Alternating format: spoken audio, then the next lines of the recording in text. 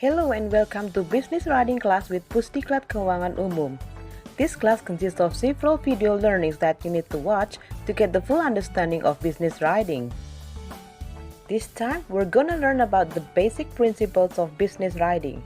Let's just begin our lesson. In this video, we'll learn about pre-writing planning and 12 rules for business writing. So let's hear more about them.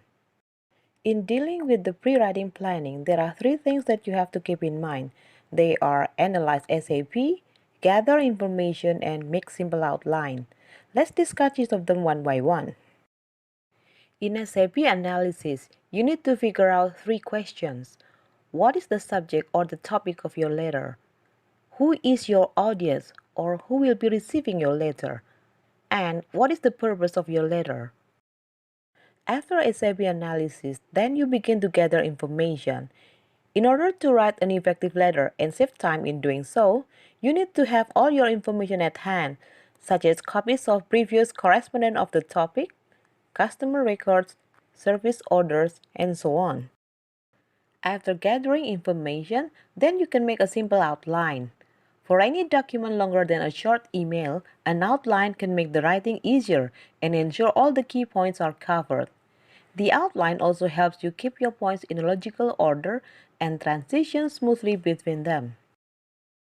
Okay, now let's move on to the 12 rules for better business writing. Here they are, and let's just take a look at each one by one. Number 1. Present your best self. Your moods vary. After all, you're only human.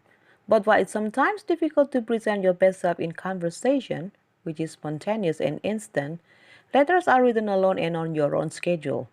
Therefore, you can and should take the time to let your most pleasant personality shine through in your writing.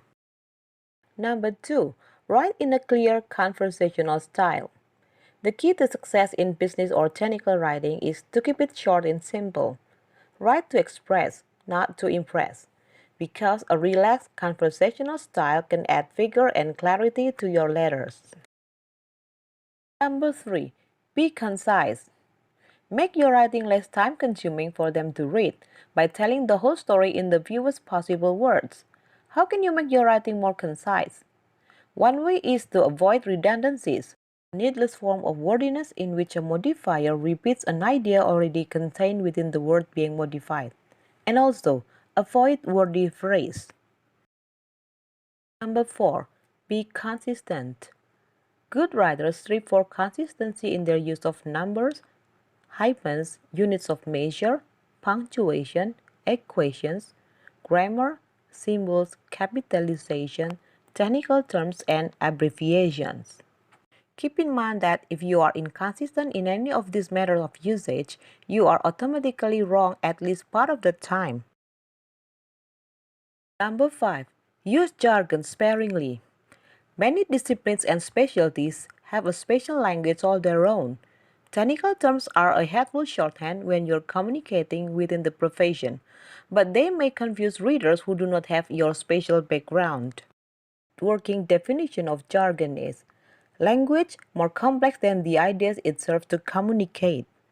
So use legitimate technical terms when they communicate your ideas precisely, but avoid using jargon just because the words sound impressive. Number 6. Avoid big words. Some writers prefer to use big, important sounding words instead of short, simple words. This is a mistake. Fancy language just frustrates the readers.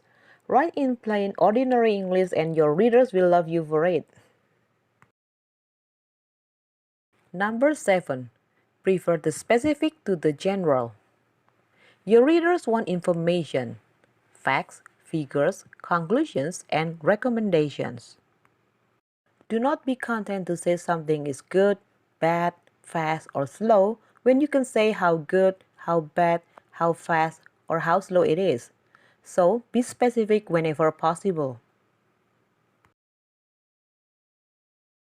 Number 8. Break up your writing into short sections.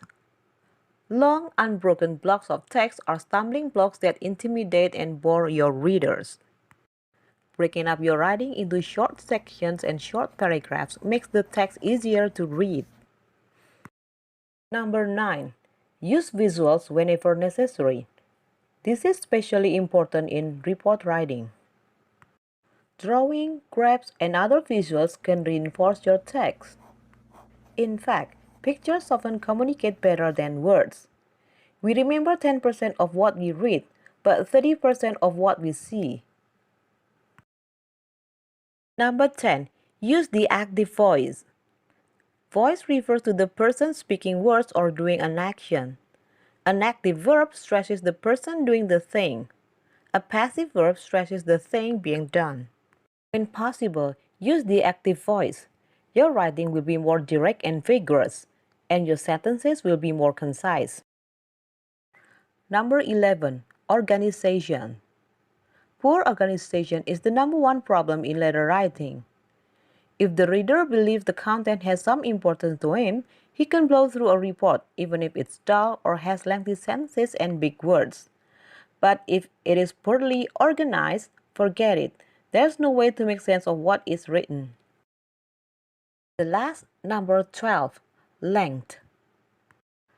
Whenever possible, keep your letter to one page. Today's busy readers really appreciate seeing that everything is on one side of a sheet of paper. For ordinary business correspondence, if your letter is taking up more than one side or 2 or 3 sheets, consider splitting the content between a shorter letter and an attachment or enclosure. Okay, those are the 12 basic strategies in business writing. I hope you can keep them in mind in your writing practice. That's all for now. Please continue to learn the next video on the tones in business writing. Thank you all for watching and bye-bye.